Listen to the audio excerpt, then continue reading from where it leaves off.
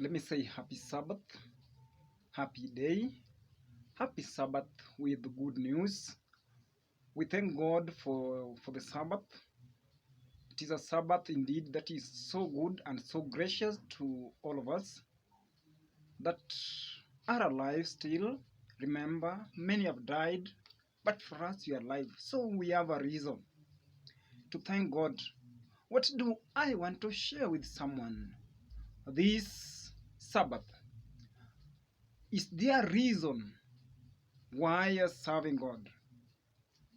Is there a reason why we should serve God? Really? This is a question with which, when many of us are asked, then people will say, yes, there's a reason. Because indeed there is. If you see your life, it is all characterized by the works and the marvelous and the grace of God, indeed. So therefore, if you have been asked a question, is there a reason to worship, to serve God? Then you will be behoved, you will be forced just to say, you will be willing, not forced, I'm sorry, willing to say that indeed there is a reason. And the reason is that God is faithful. And the reason is that God is gracious. And the reason is that God is loving. And by His love, He has made me to be who I am today. And by His love, He has elevated and raised me this far. And many of us can say, but should there be a reason so that we can serve God? Must there be a reason so that we can serve God? I am forced to take you to the story of the three Hebrews boys, Shadrach, Meshach, and Abednego. These three fellows came all from Jerusalem and to Babylon. And these fellows were so wedded. They were so concerned with their own ideologies, with their own faith, not to be swayed in other form of faiths. So therefore, when they came to Babylon, they found a totally different life from the one they knew. Oh, King Nebuchadnezzar, who was the masterpiece, who was the master who could speak and everybody else could listen.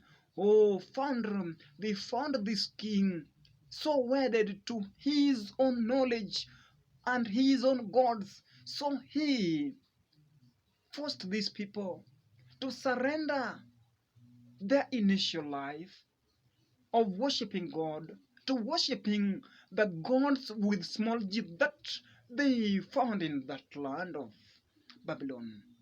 Oh, I'm seeing these fellows. I'm seeing these fellows.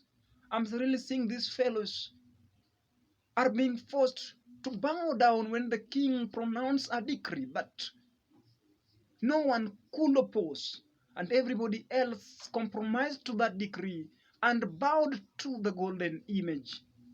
And the three fellows said some very great words in the book of Daniel.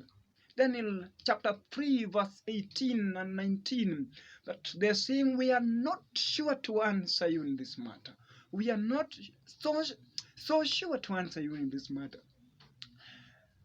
If our God whom we serve will not save us, O King, from your hand, may it be known unto you that we shall not. Even if God will not come to our rescue, we shall not.